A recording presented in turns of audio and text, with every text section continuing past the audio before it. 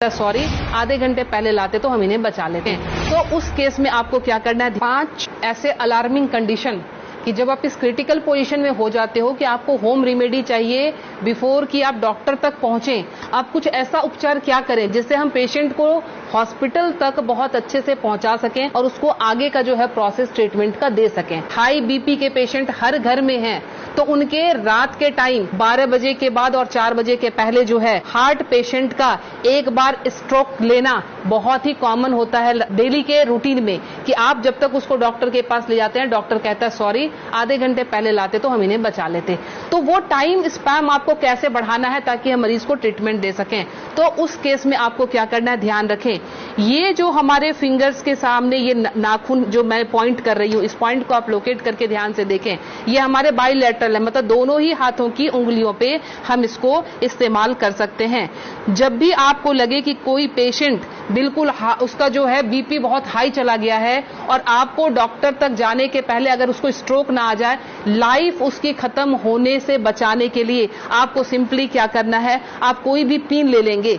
Pin लेके आप उसको सिंपल कि जिस तरह से हमने पिन लिया, आप घर में सेफ्टी पिन ले सकते हैं, क्योंकि उसको थोड़ा सा आपने डिटॉल या उसे स्टरलाइज कर लेंगे। स्टरलाइज करने के बाद सिंपल आप यहाँ पे प्रिक करेंगे और प्रिक करके यहाँ से आप थोड़ा सा ब्लड जो है इस तरह से 5 to 10 ड्रॉप्स इस तरह से निकाल देंगे। ये ध्यान रखें, ये बहुत ही इमरजेंसी केस है और ये करते ही आपके पास पेशेंट के लिए एटलीस्ट 3 से 4 घंटे मिल जाएंगे कि आप उसको डॉक्टर तक सेफली पहुंचा सकते हैं और वहां उसको ट्रीटमेंट मिल सकता है। दूसरा काम, अगर ये भी करने की हिम्मत आप में नहीं है, फ्रिज का ठंडा दूध 1 गिलास उस पेशेंट को पिला दें।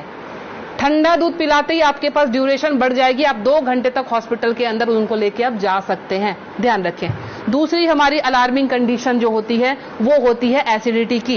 एसिडिटी समटाइम्स इतना हाई हो जाता है कि रात को सोना मुश्किल, सीने में जलन और भारीपन, उस केस में भी लगता है जैसे हमें हार्ट की प्रॉब्लम आ रही है। उसमें क्या करेंगे, उस केस में कि हमने इस पॉइंट को, एसिडिटी की केस में आपने इस पॉइंट को लेना। पॉइंट लोकेट कैसे करेंगे, तो आपने इस तरह से अपने थंब के इस वाले पॉइंट को, फर्स्ट पोर को यहां से मेजर कर लेंगे, खोल के यहां से मेजर करके आपका जहां ये टच हो रहा है यहां से आपने इसको प्रेस करना शुरू किया। 20 to 30 टाइम्स इसको आप डीप प्रेस करेंगे। एसिडिटी बन रही है या फिर सरदर्द हो रहा है एक्सट्रीम पोजीशन पे, आपको उस समय वो रिलैक्स देना शुरू कर देगा, क्योंकि जब जलन होती है आपके बब्स निकलते नहीं है, इसीलिए वो यहाँ पे अटैक कर रहा होता है जिससे पेन आना शुरू हो जाता है। तो आपको क्या करना है, इसको प्रेस करेंगे, आपको रिलैक्सेशन होना शुरू हो जाएगा।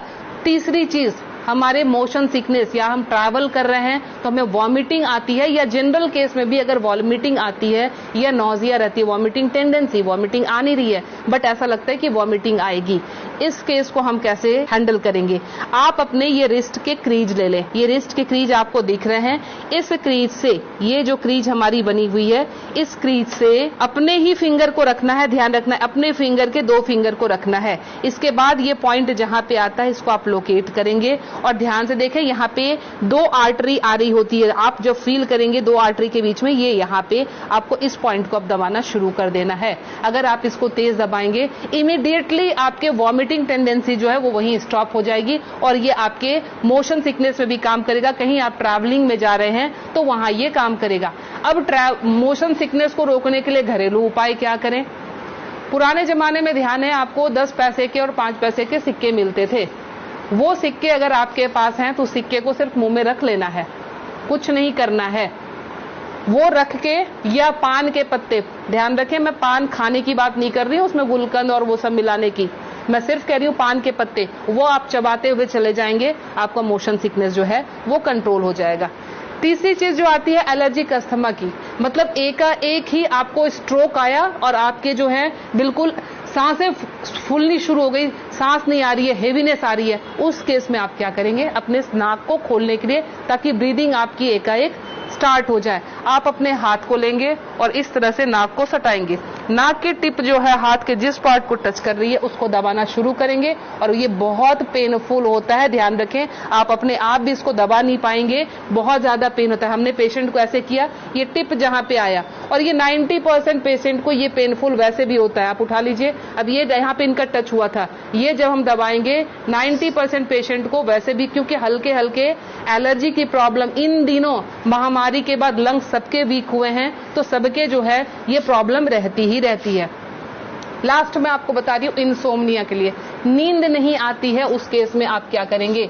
नींद नहीं आने के केस में हमने क्या करना है कि ये हमारा ईयर लोब है, ये पूरा सेक्शन जो है ये ईयर लोब का है।